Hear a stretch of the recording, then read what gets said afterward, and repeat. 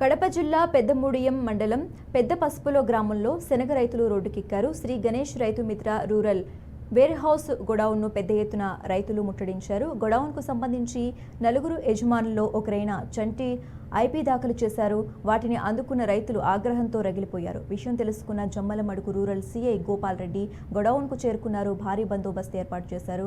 గోదాం రికార్డులు తాళాలు స్వాధీనం చేసుకున్నారు. పలువురు బాధిత రైతులు తమ సరుకులు చూపించాలని డిమాండ్ చేశారు. దీంతో పోలీసుల సమక్షంలో గోదాం తలుపులు తెరిచి శనగ, ధనియాలు, జొన్న బస్తాలను చూపించారు.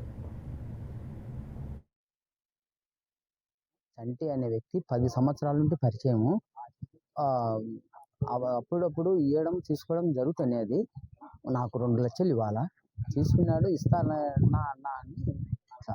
మాది శేషారెడ్డిపల్లె సార్, జమ్మూడు దగ్గరనే శేషారెడ్డిపల్లె. పేరు ఎం మునిరెడ్డి. గోడంలో శనగలు దింపినాం సార్ 2022లో. నా సరుకేం ఉండాలి సార్. ఈయన దీనికి పార్ట్నర్షిప్ ఉండే ఆయన 107 క్వింటాలు అనామా తీసుకున్నాడు. అనామా తీసుకున్నాడు సార్. ఆ 107 క్వింటాలకు మనకు డబ్బు కట్టడం ఆయన లేడు సార్, పరారు అయిపోయినాడు. ఆయన ఈకపోతే ఇంకా మేము ఆత్మహత్య చేసుకుంటాం సార్. పేరు శివప్రసాద్, మాది పెద్దపసుల గ్రామము. గణేష్ వేరే నందు 4 పార్ట్నరు. 4 పార్ట్నర్లో శివప్రసాద్ ఒక్కని.